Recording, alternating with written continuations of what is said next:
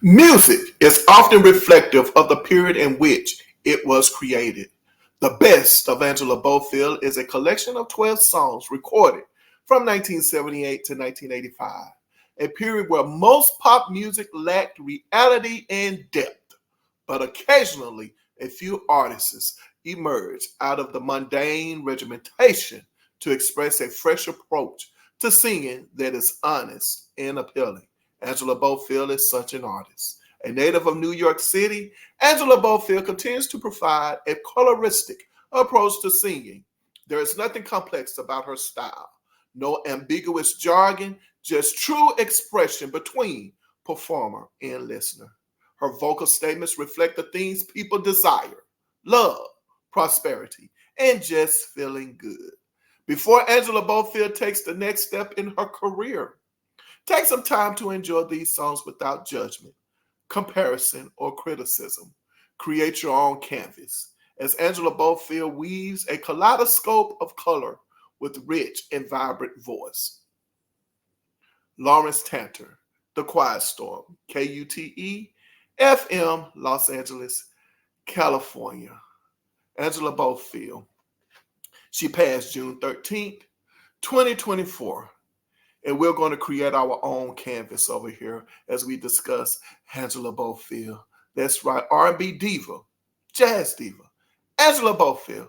She's up next. Let's talk.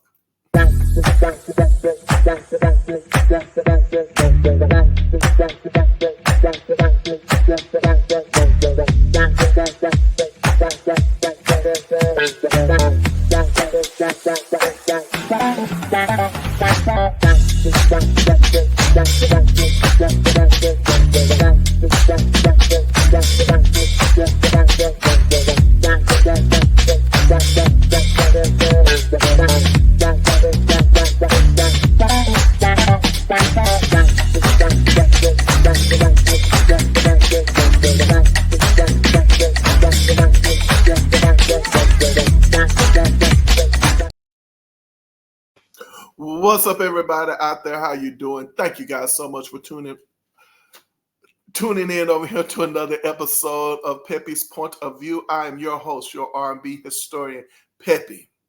I want to welcome you new viewers, you returning viewers, and you subscribers. Thank you guys so much for your support. And we're talking about jazz diva, and I didn't know she was in the jazz category. R&B diva, Angela Bofill.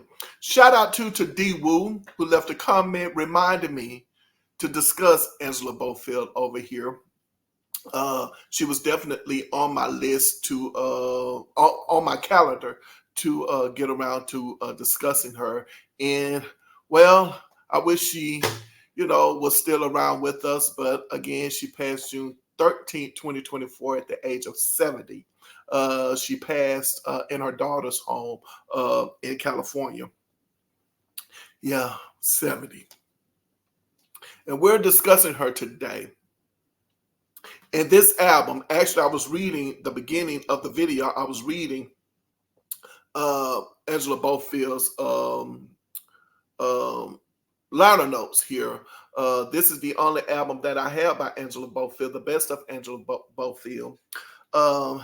And if you know me, been around, on this channel long enough, then you should know by now that what I'm doing is that I do now more of an in-depth listening to the music. No longer am I looking at music from just wanting to buy my favorite song and listen to my favorite artist, and listen to my favorite songs by my favorite artists. What I'm doing right now is that I'm definitely paying more attention to the overall package, something that I think that entertainers, singers, songwriters want us to really and truly do, and also purchase and appreciate what they do. But right now, that's pretty much what I'm doing. So I finished listening to the entire catalog, Angela Bofill's entire catalog. And so today I'm doing a review of that entire catalog. I don't know how long this video is going to be, but I'm sure that it's going to really tackle some things worthy of discussion over here. Unfortunately, Lawrence Tanter said Take some time to enjoy these songs without judgment, comparison, or criticism. But he gave me an out. Thank you, Lawrence Tanter, when he said create your own canvas. And that's what I'm doing over here today. I'm going to create my own canvas. How about that? Whew. Let's just dive right into it. I know some of you guys are probably not aware of who Angela Bofill is. So let me just kind of recap a little bit about who she is. Angela Bofill, she was born May 2nd, 1954. She passed June 13, 2024. She was an American singer, songwriter of Cuban and Puerto Rican origins, a native of New York. She began her professional career in the mid-1970s. She's most known for singles such as This Time I'll Be Sweeter, Angel of the Night, and I Try, which is my favorite. Her career spanned over 4 decades. She was born in or raised in Brooklyn, an area of New York City. Her father, Cuban descent, her mother of Puerto Rican descent. She attended Hunter College High School, graduated in 1972. She then later studied at Manhattan School of Music, receiving a Bachelor of Music degree in 1976.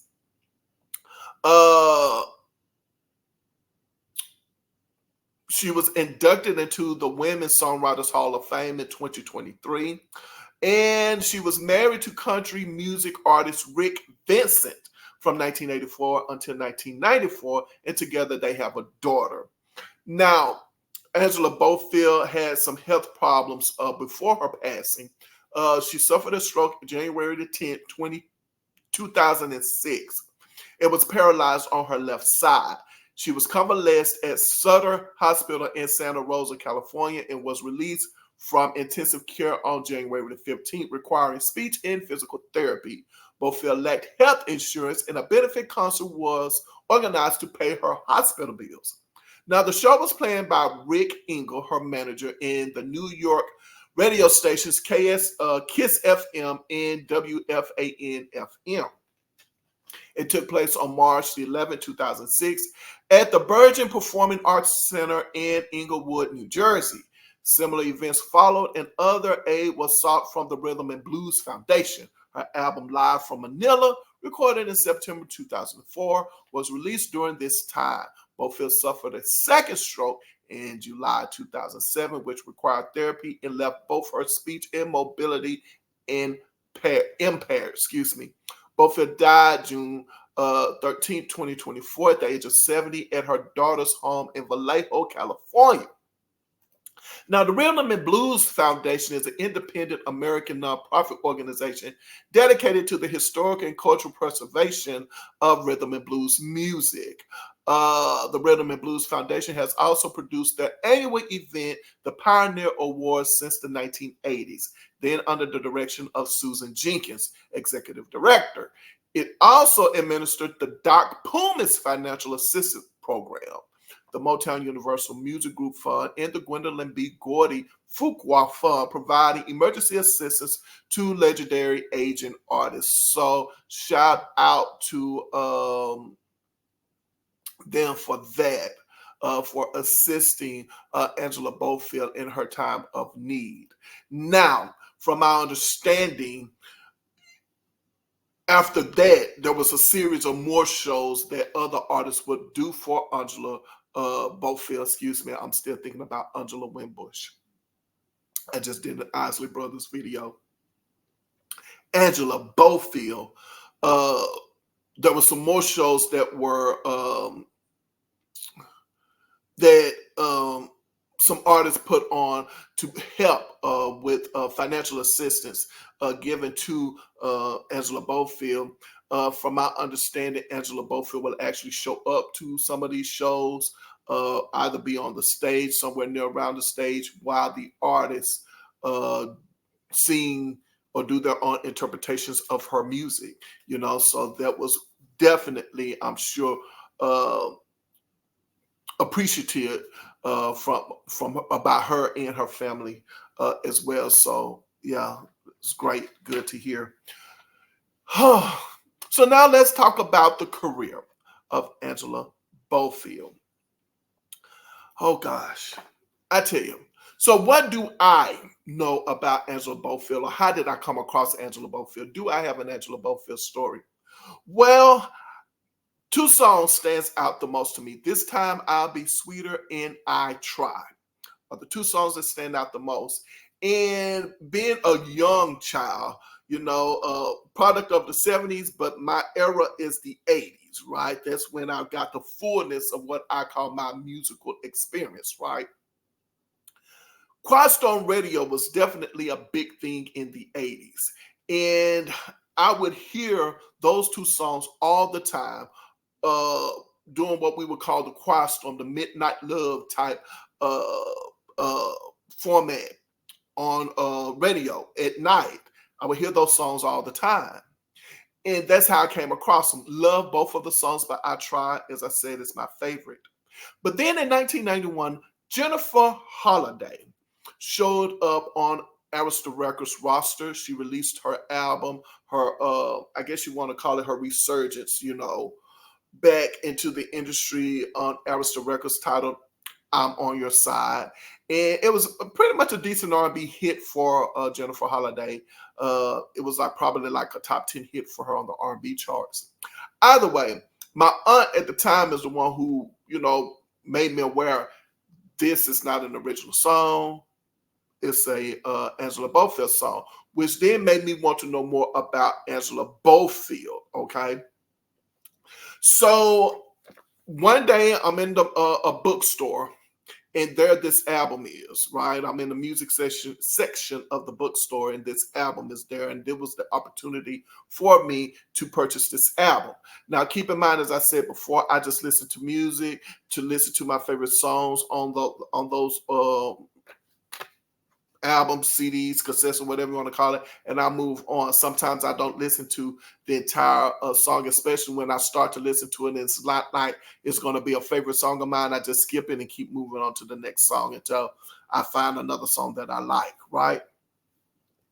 So this time it's giving me the opportunity to listen to Angela Bofill's entire catalog. I've done that, and we're going to talk about the entire catalog here today.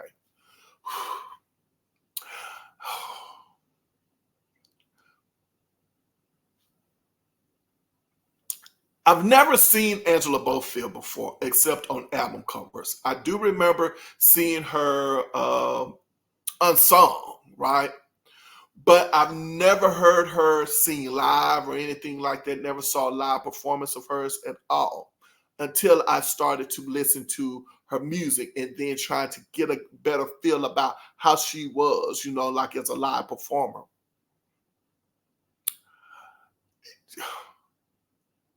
Now, yeah, you guys have to just stop for a minute because I'm trying to stay focused.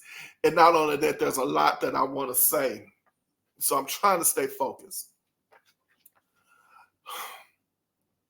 Not only that, there was something about Angela Bofill's voice to me that I'm not going to say that I liked it. I'm not going to say I disliked her voice. It was just a new, unique sound. She put me in the mind of when I heard her voice of, I don't know,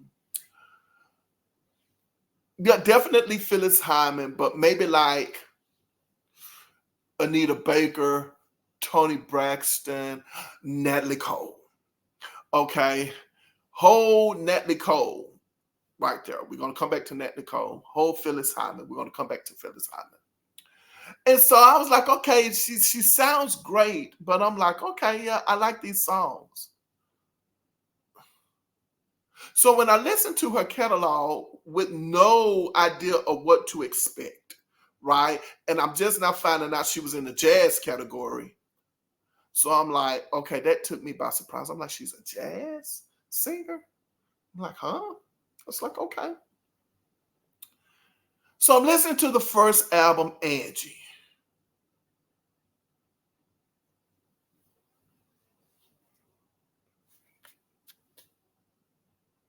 Yeah. I know what you're thinking. I'm thinking what you're thinking. And if you're thinking what I'm thinking, and I'm thinking what you're thinking, then we're thinking the same thing. And we both agreed that that's by far, like, that album is bananas. Like what did I just listen to? Like, oh, that's Angela Bofill. Well, why didn't y'all tell me Angela Bofill is that girl, that woman, that diva? Why? I didn't know that. I want somebody to tell me why Angela Bofill was not. Well, okay, maybe she was the, you know, the diva then. Why she didn't stay the diva? You understand what I'm saying? Like, why? What happened? What happened? Because that album is just like I'm sitting there stretching my head as I'm listening to every song on her first album, Angie. I'm like, what? And I'm not kidding. There are 4 albums now that over here are my all-time favorite albums. It would be Angela Bofill's Angie. It would be Shaka Khan's first album. Yeah, that album. It would be Rochelle Ferrell's First Instrument and Dawn Lewis. Yes, that Dawn Lewis. Jaleesa from A Different World, her album. Worth Waiting For. These albums have totally just kind of like, I'm left like, did I just experience what I just experienced? Those 4 albums. And so I'm saying to you guys, I'm like, whoa. So just bear with me as I get my thoughts together because I'm not joking. So what I'm going to do is we're going to talk about each album. And we're gonna probably, I already do. We're going to probably dish out the dirt on who dropped kicked who in these entertainment streets. You understand what I'm saying? As it relates to Angela Bofill. Because okay, get it together. See, that's what I'm saying. Focus. I'm sorry about that. I was just about to get on a tangent. I know. Completely like out of this world, that first album. Okay. So the first album, Angie. And if I listen to the album in the order that it is, the album in the right order, then the first song on the album is a song called Under the Moon and Over the Sky. The title alone, just the title alone, screams Phyllis Hyman. I was like, that sounds like a title on a Phyllis Hyman album. I was like, okay, so we got the Phyllis Hyman already in Angela Bofill comparison. It's like, okay. Well, I remember watching the Unsung, and they kind of like, downplayed. No, there's no rift between the two of us.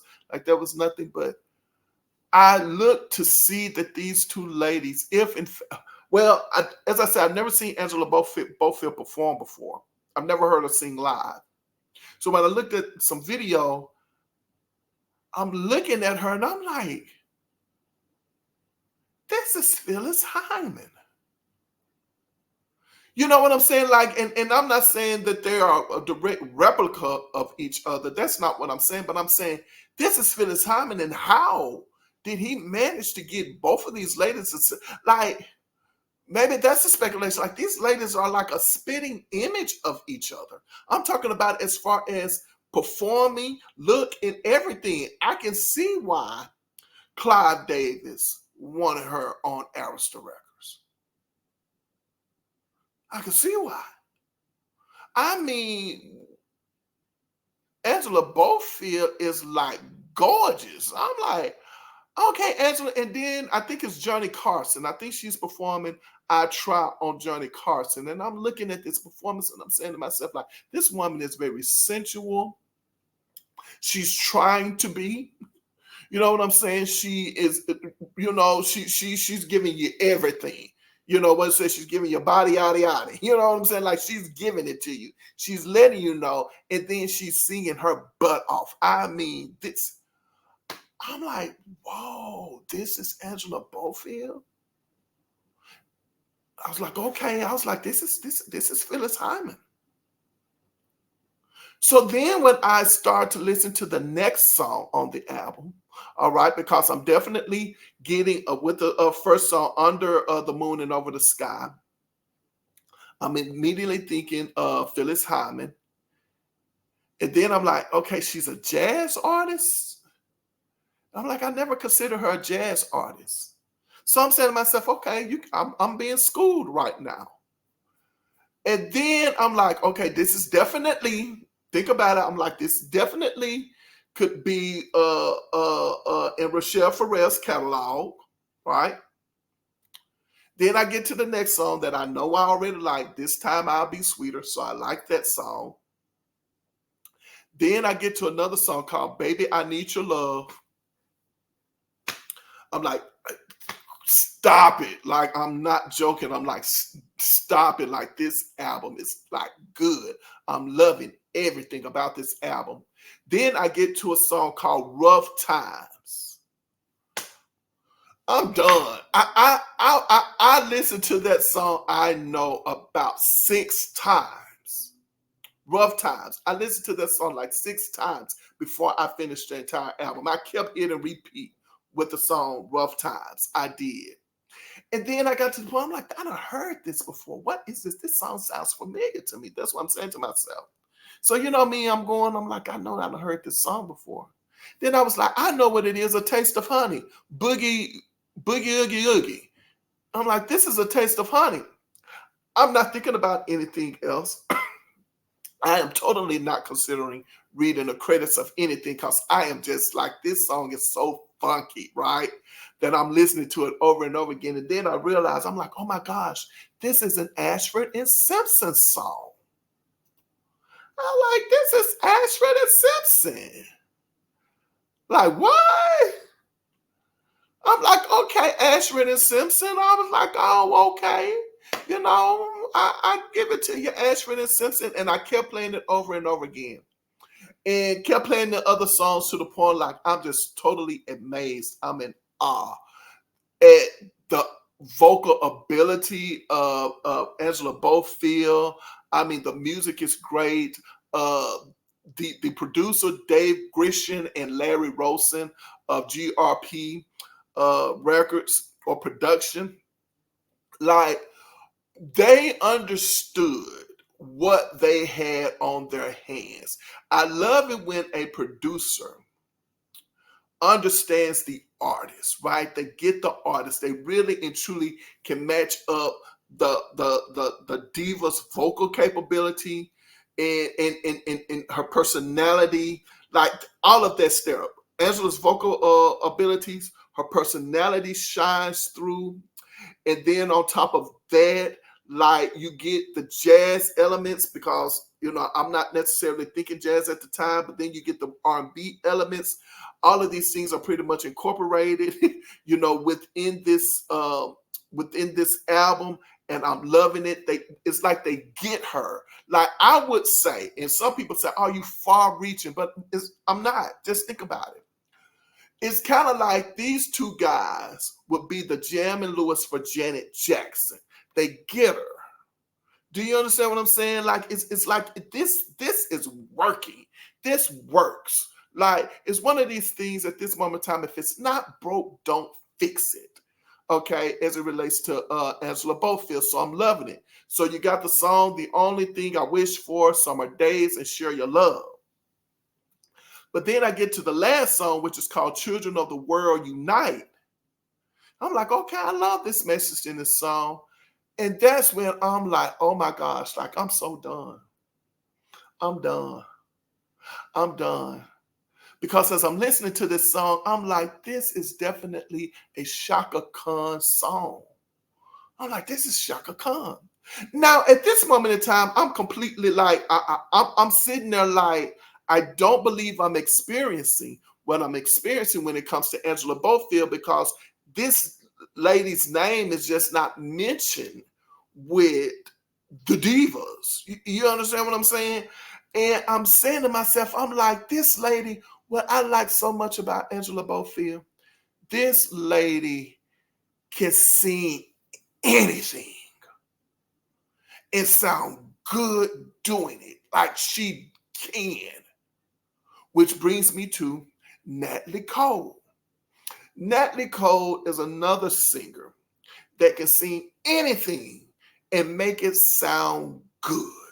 She can. I'm here to tell you, Nat Nicole's career, like she's been in R&B, she's been in pop, she's been in jazz, like she's been all over the place. Not necessarily really gospel, but she can do that too. Like sometimes you look at Nat Nicole like, yeah, really, Natalie, and then all of a sudden she was like, okay, you don't think I can? You see what I'm saying? And then I'm looking like, oh, okay, Natalie. Do you see what I'm saying? Like and that's why I'm saying like it's almost kind of like you. The way I see Angela Bofill is sometimes how I would see Natalie Cole. Hear Natalie Cole vocally. I'm like, and then all of a sudden I'm like, okay, Natalie, I see why I like you, Natalie. I see. You see what I'm saying? Like it's not like she can't, But anyway, so that's what I'm getting out of her. I'm definitely getting Rochelle Farrell, even though this is definitely pre-Rochelle Farrell. Rochelle Farrell. I'm getting Rochelle Farrell. I'm getting Phyllis Hyman. I'm getting Natalie Cole. I'm getting Shaka Khan. Like Angela Bofill can just like do no wrong. And this Rough Time is definitely my favorite song. I know I said I try. I know what I said. And I try is still my favorite song. But a song that I'm going to listen to over and over again, like the beat is like right on point to me, is Rough Time. I love it. So now I'm like, oh my gosh, what have I been missing? So I'm like, I got to listen to the next album. Like, there's just no way I am not going to listen to the next album. And so you go into the next album, Angel of the Night, and she's back with the same guys. She's still with GRP Records or GRP Productions, David Grisham and Larry Rosen, and she's doing it. She like she can do no wrong. And I listened to the first song again. I know I Try is the first song, and I Try for me, and over here you will hear me say this, would be Angela Bofill's song where I said, all right, Angela, I Try is Welcome to Club Diva. Welcome to Club Diva with I Try. She's in the Diva Club with I Try. Like that's her Diva song. You understand what I'm saying? Or you can say signature song, but Welcome to Club Diva. So I'm like, okay, so I'm sitting back, I'm listening to I Try. I'm like, okay, Welcome to Club Diva. And then I listen to People Make the World Go Round. I was like, okay, I like this production style. I'm saying I'm still hearing Shaka Khan. I'm still hearing Shaka Khan. That's what I'm saying to myself. I'm like, okay, I'm loving it. Like everything about this album, I'm loving. I get to Angel of the Night. I hear Angel of the Night. I'm like, this sounds familiar. I was like, why does Angel of the Night sounds familiar? Like I'm hearing this production. I'm hearing this sound. I'm listening to it. And I'm like, this is DeBarge. I was like, I can see DeBarge singing a song like Angel of the Night. Then we get to Rainbow Children. I was like, Rainbow Children sounds familiar. I done heard this too. I was like, is this Janet Jackson, Rainbow Children? Like the song, what is it? Doesn't Really Matter? I was like, okay. I was like, okay, but it's fine. I was like, Rainbow Children, I like it. Favorite. Then I get to What I Wouldn't Do for the Love of You. It's funky and up tempo. I'm like, I'm loving it. Then we get to Love to Last. I'm like, oh, okay. And then The Voyage. I'm thinking Shaka Khan again. And this is where I think the first two albums, Angie and Angel of the Night, these two albums, I see why Clive Davis. I can understand why Clive Davis is possibly saying to himself, yeah, come on over here. Come, Angela Bofill. Over here. Over here. You people over there, Angela over here. You see what I'm saying? I'm thinking he pushing the people this way, bringing Angela over here because this looks like where everything's about to go Splitsville. Okay, depending on who you talk to, who you're talking to, depending on who you ask. I'm not quite sure what happened between GRP Records and their distribution deal with Arista Records. But it looks as if Angela has found herself on the actual label, Arista Records. And who knows what Clive Davis is thinking as far as what he's planning on doing with this excuse me, with Angela Bofill. I'm sorry, I was doing something right here. With Angela Bofill. But now keep in mind, you have to understand this. This is the same time that Phyllis Hyman is going to show up on Arista Records as well. This is interesting, and I'm not quite sure. This is me. I have a theory. It doesn't necessarily mean it's the right theory, but I do have a theory. You got a lot of divas over at Arista Records. You do. And it's around this time. I'm not quite sure what Clyde has, he's thinking of, as far as having them over there at the time. I'm trying to think if I could find. Okay. Let's start with Aretha Franklin. We know Aretha Franklin is over there. So let me see. I know she's over there in the 80s, right? In 83, right? She's definitely on Arista Records in 83 because I'm thinking about songs such as Jump to It and Get It Right. Okay, hold on. I'm trying to prove a point, and I need to look at something in order to prove my point. And I don't see her where I want her to be. Sorry, you guys. So yes, so she shows up on Arista in 1980, right? In 1980. So Aretha Franklin, Phyllis Hyman, Angela Bofill. Aretha Franklin comes next. And then doesn't Dionne Warwick shows up. When does Dionne Warwick show up over there at Arista Records? I know she's in the 80s, but when? When does she show up on Arista Records? It's in the 80s. I know that much. So Dionne shows up. Okay, so it's safe to say. All right, I just want to make sure.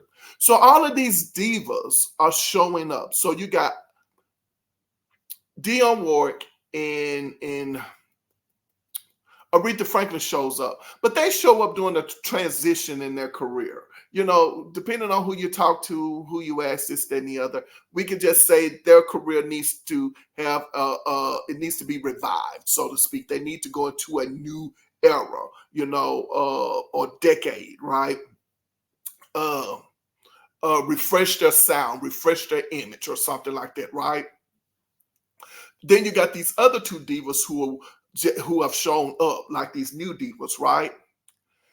And I've always said before when talking about this is I'm trying to understand, like, how is it that I'm not trying to, be sexist, okay, because YouTube.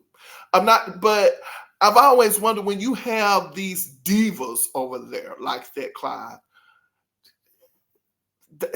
I've never heard about Aretha Franklin and Whitney Houston going back and forth, and I've never heard Aretha Franklin and Dionne Warwick going back and forth. Do you understand what I'm saying? And even though it seems like it's all in the family because of the relationship with Whitney and Dionne, and then Dionne with with Aretha and all that background with Cissy Houston and all that stuff. You see what I'm saying? But I always just wondered, like, every now and then you probably be gonna step on some toes, during that time. Right? So I'm just always wondering, like, from a career perspective, how did he manage? And you got to think about it. It seems as if each lady is in their own lane musically. Like Dionne has her own lane and she's in it and she does well in that lane.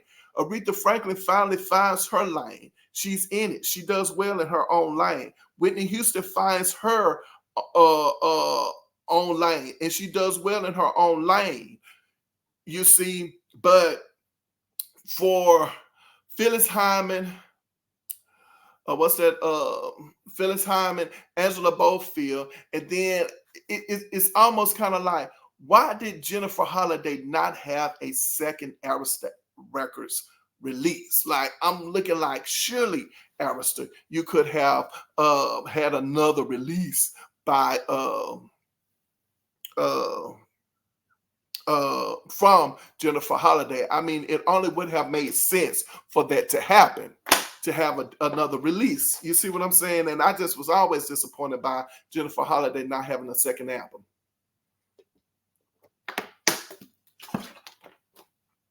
Sorry about that, you guys.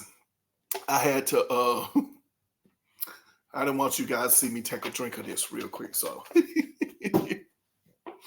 Okay, but I always want another release, but I'm always saying to myself, like, what happened?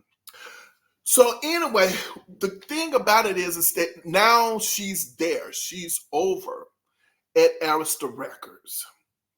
And it seems as if, like I said, obviously Clive Davis has a lot of things in his head as far as what he wants to do with Angela Bofill. Unfortunately,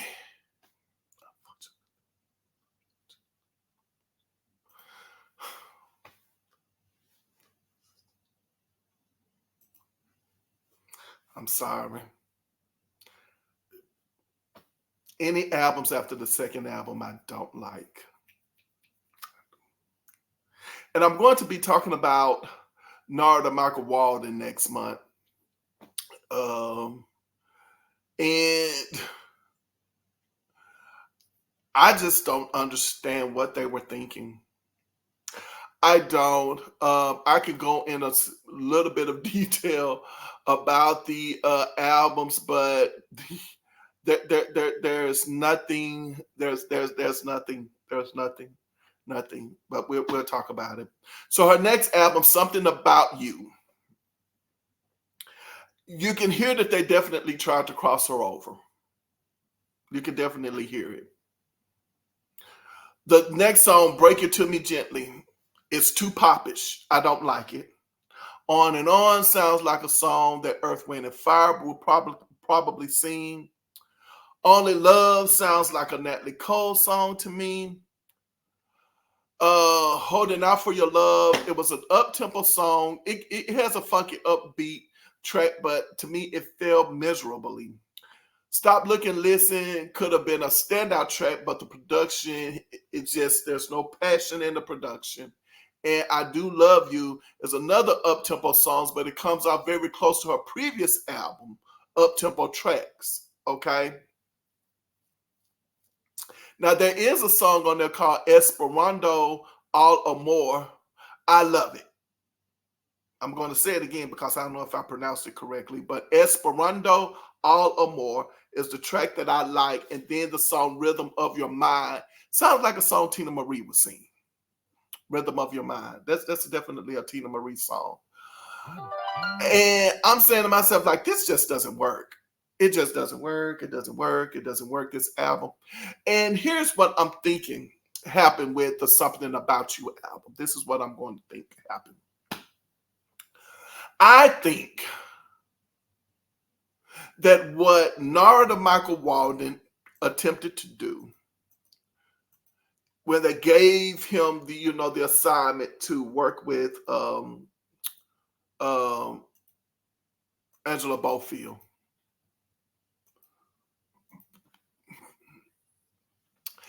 They probably said, hey, what she's doing, what Angela Bofill is doing, what she has done, like, it's great, it's awesome. If it's not broke, don't fix it. Duplicate those 2 albums. Like, what we've heard, do it again. But we're going to give it to Narada Michael Walden to do.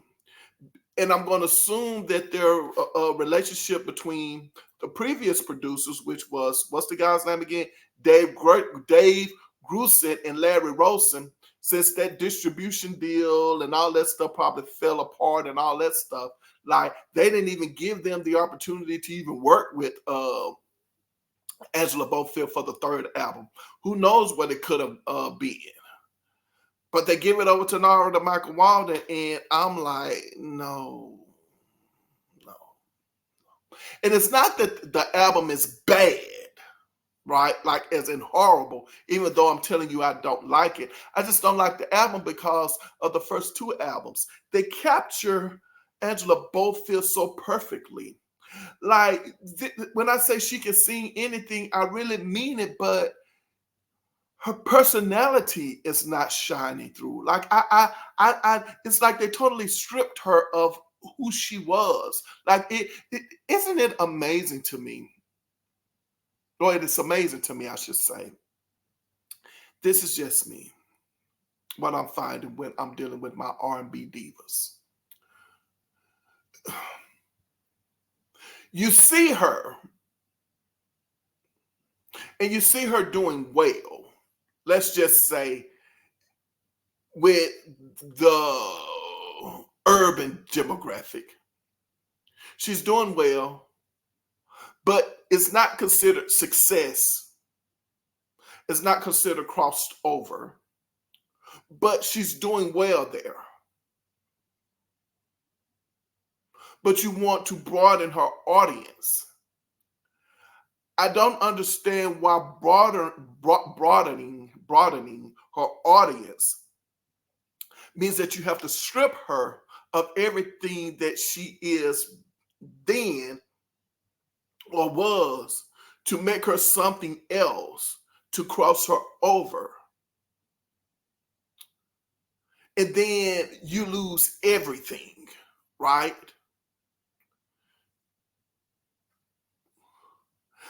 I would like to think from a marketing perspective, you take what's working and you expand it by simply marketing it to broader audiences, but you say to her, yeah, well, that's too urban. I don't like that look. Change the hair color.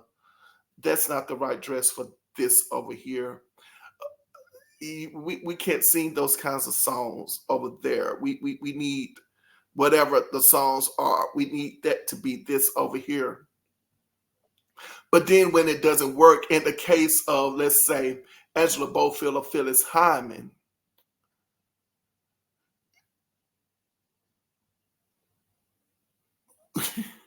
huh? See, it's my theory. This is just my theory. It's my theory. There are some artists, such as Angela Bofill and Phyllis Hyman, I'm just talking about these 2, that are so pure, so authentic, that are so rich of whatever it is that they have within them, that anything else would definitely look like that they're just, oh, I put it this way, they are painfully themselves. Kind of like me, like I am painfully me. You understand what I'm saying? Like I am me. Like this this is it. I can't. It ain't gonna work. It's not gonna work. Like even in my head, I'll be sitting back like that's not me. Okay, I'm good. That's not me. What? I got what? No. And so you take something that you see that you like, right, already. Like I can make this work. I can do this. I can do this. I can make it work. But okay, so if you're gonna make it work with what you see, not what you think it can become. Because what it can become is what it is. You just need to expand what it is. Child, I just don't. I hope you understand. I hope I didn't throw you off. I'm sorry. I'm thirsty.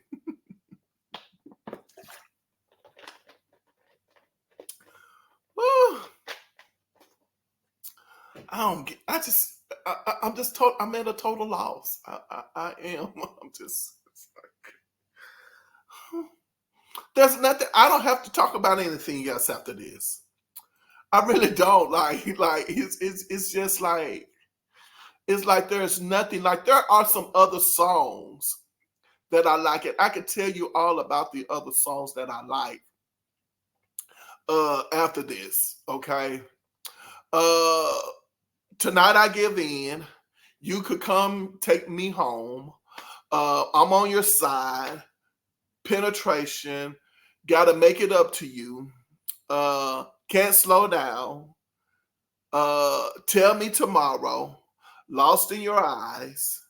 Are some songs that I do like by Angela Bofill. But from a total package thing, if you just give me the first two albums, I'm good. So in ending this, I would say it's unfortunate that Angela Bofill's career to me seems like it went here and there real fast.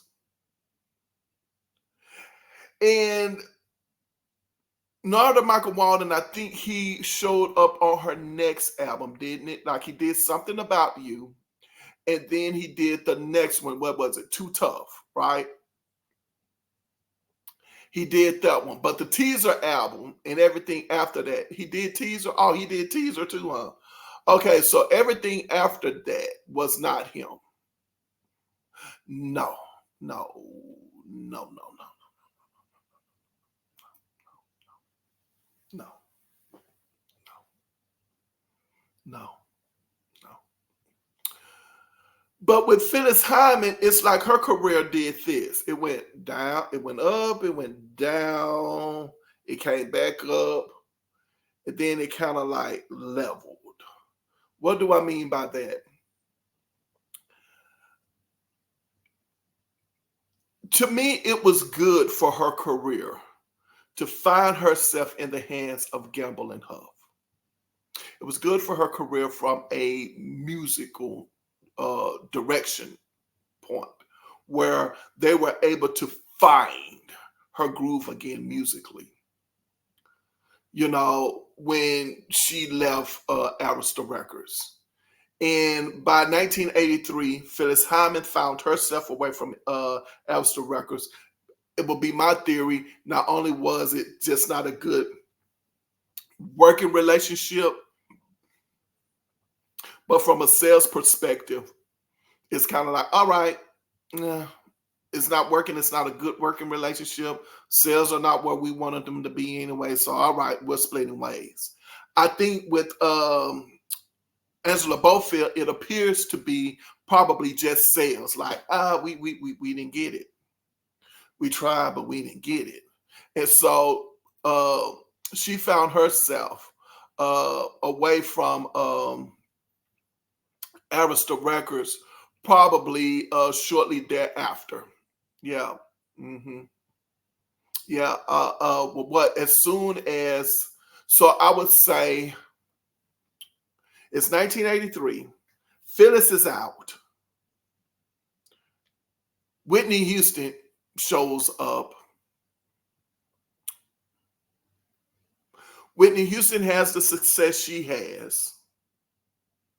And Angela Bofill releases another album after Whitney Houston.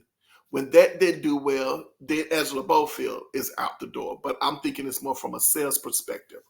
I just don't know what they were doing with her from a musical standpoint after. I mean, I don't know. It had to have been frustrating to be on a label such as Arista Records, and it looked like they probably tried and it just was not working. And if they tried to replicate, duplicate whatever they had with those first two albums, it just was not in the cards with the producers that she was given. I think these two gentlemen understood. Like it seems to me that they had just such a good working relationship and such a good chemistry, kind of like with Natalie Cole and who was it, Chris Jackson and Marvin Yancey, was it them? Sometimes some people just work great together, and you just got to find those producers who can just do it. And unfortunately, it looks as if neither Michael Walden or the System or any of those other people that worked on her albums after that just really got who she was. I'm not sure about the two gentlemen that she worked with in the beginning. I don't know if she was able to, if they were still around, if they had passed. I don't know if they're still, what I'm saying, still alive. And I don't know if they were able to reach out, if she was able to reach out to them again, at least to try to say, hey, I need you guys. Like, I need you guys desperately. And I'm looking at Robert Grusin, and I'm seeing that he's still, around, so he could have easily worked with her. And I'm looking at Larry Rosen, and, well, he was around at that time. So these two guys should have been able to, I would say, after she left Arista Records, in my mind, going over to Capitol should have reached out to those two gentlemen again and said, hey, guys, we really need you over here to work with Angela Bofill again to recapture, what it is that you guys obviously understood, Angela. And it happens. It happens. But overall, in general, there's nothing that's being taken away from Angela Bofill at all as a diva. Like I said, when she especially with her up-tempo songs, it look like her personality comes out. She shines. I mean, vocally, she's good. Like, I still say she can sing anything. The ladies' vocals, they are just really and truly top notch.